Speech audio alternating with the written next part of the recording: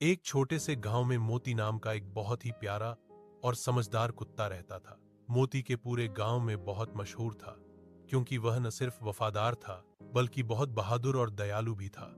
गांव वाले उसे अपने परिवार के सदस्य की तरह प्यार करते थे। मोती को बचपन में सड़क किनारे घायल अवस्था में पाया गया था। गांव के एक दयालु किसान हरिराम जी उसे घर ले आए। उन्होंने मोती का इलाज कराया और उसे खाना दिया, प्यार दिया। मोती धीरे धीरे बिल्कुल ठीक हो गया और हरिराम जी के घर का हिस्सा बन गया। वह सुबह सुबह हरिराम जी के साथ खेतों में जाता, उनके बच्चों के साथ खेलता और रात को घर की रखवाली करता। गांव में सभी लोग मोती पर भरोसा करते थे। किसी भी अनजान व्यक्ति के आने पर वह भौंक कर गांव वालों को सतर्क कर देता था। बच्चे तो उसे अपने सबसे अच्छे दोस्त मानते थे, क्योंकि मोती उनके साथ दौड़ता, भागता, गेंद पकड़ कर लाता और कभी भी किसी को चोट नहीं पहुंचाता था। एक दिन गांव में एक अजीब घटना हुई। रात के समय कुछ चोर गांव में घुस आए और हरिराम जी के घर की तरफ बढ़ने लगे। सब लोग गहरी नींद में थे। जैसे ही चोरों ने दरवाजा खोलने की कोशिश की, मोती जाग गया।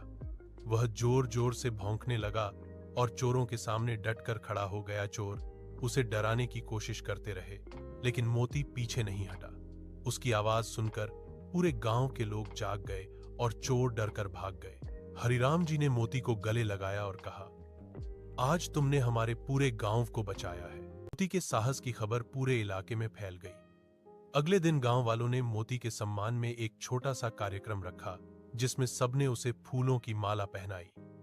बच्चे उसके लिए दूध और बिस्कुट लाए और मोती खुश होकर अपनी पूंछ हिलाने लगा। लेकिन मोती की दयालुता वहीं खत्म नहीं हुई।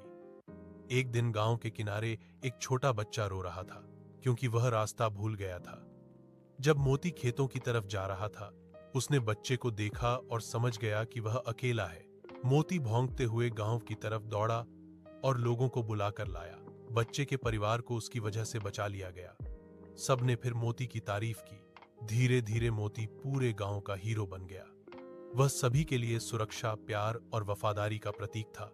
गांव वाले कहते थे, मोती सिर्फ एक कुत्ता नहीं, बल्कि हमारे गांव का रक्षक है।